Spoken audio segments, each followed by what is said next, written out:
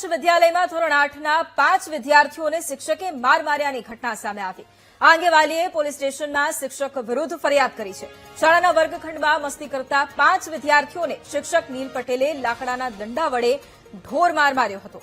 આ ઘટના બાદ એક વિદ્યાર્થીને વધુ ઈજા થઈ હતી। વિદ્યાર્થીઓએ કહ્યું કે વિદ્યાર્થીઓ વર્ગખંડમાં હસતા હતા અને મસ્તી કરતા હતા।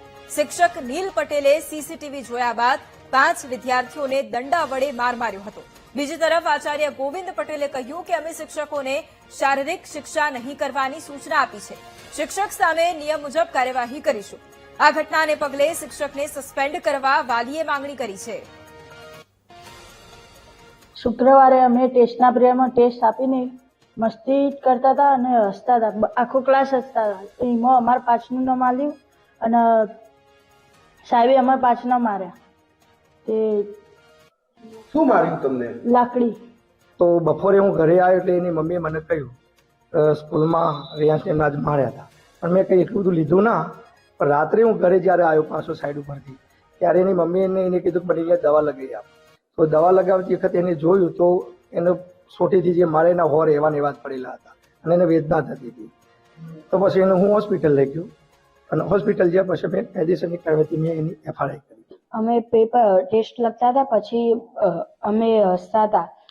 બોલ્યું તે અમે બધા હસતા હતા। આખો ક્લાસ તે બીજા દિવસે સર કેમેરા જોઈને આવ્યા, પછી અમને બધાને માર્યા લાકડી વડે। શું થયું હતું બેટા? તને કોને માર માર્યો છે? નીલ સાહેબે। એટલે ક્યાં ભણે છે અને આખો બનાવ કેવી રીતે બન્યો? અમને ટેસ્ટ લખી રહ્યા પછી અમને વાત છોકરો કંઈક બોલ્યો છે, તમે વાતો કરતા હતા, પછી હસવું આવ્યું તો એમાં બીજા દિવસે આવી ક્લાસમાં આવીને માર્યા કેમેરા ચેક કરી। એટલે શું કેટલો માર માર્યો અને શું થયું હતું પછી? પછી ધોકાઈ મારે તો કેટલા ધોકા માર્યા? 5। પછી તે શું કર્યું? ઘરે જઈને કહ્યું? હા। પછી એટલે તને બેસાતું નતું કે કોઈ પ્રોબ્લેમ થતો? આખી ઘટના શું બની હતી? બેસાતું નહીં। એટલે સાહેબ આ બાબતમાં મને કાલે જાણ થઈ હતી, બરોબર, જે બાળકને મારે એટલે એવો ડીઓ ઓફિસમાંથી જે